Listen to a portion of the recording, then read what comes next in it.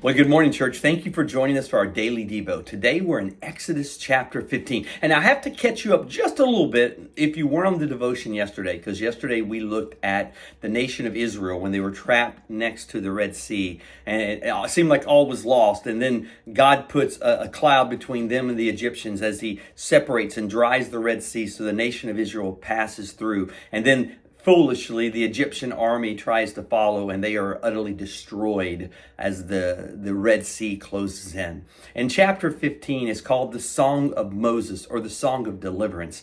And it's a part where it's something that you can read, but it was actually saying, and it was something that reminded them of what God has done. I remember because this song, or the first part of this chapter, was put to music when I was in high school. So I still remember, I will sing unto the Lord, for he has triumphed gloriously, the horse and the rider thrown into the sea. And I could continue the song. Be glad I'm not singing it, but I could continue the song. It's on my mind, and it's something that's powerful. It's a reminder. The reason they did this is, you can imagine, as they were walking, as they were going through the desert, someone could sing that song and then everybody starts singing it. And it's a reminder that when all looked like it was lost, God was there, God cared, and God made a way. See, I think sometimes we forget to mark and celebrate what God's done in our life. In other words, we may appreciate an answer to prayer, or something happens. Maybe we're at a point where we don't have a job, and it's like, oh my goodness, I won't be able to pay my bills. I'll have to dip into retirement. And all of a sudden we get a job, and we're like, wow, God, you opened that door. And we're so excited in the moment, but then we go on with life and we kind of forget that. We get amnesia. Instead of marking, looking back and saying, God, you've been faithful here. You've been faithful here.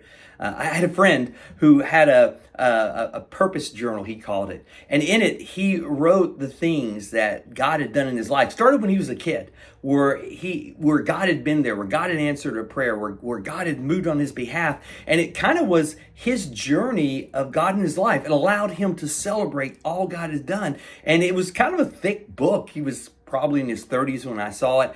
And it was kind of cool because he said, I would go back, and because of that, there's things I would have absolutely forgot that God had done for me had I not written it down. And maybe for us, we need to slow down and just maybe go back 1 year to 2024 and remember how God was faithful to us in that year.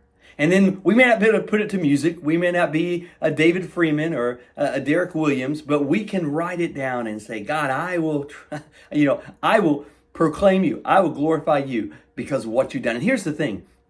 When we recognize and acknowledge his past faithfulness, it gives us a confidence in his future faithfulness.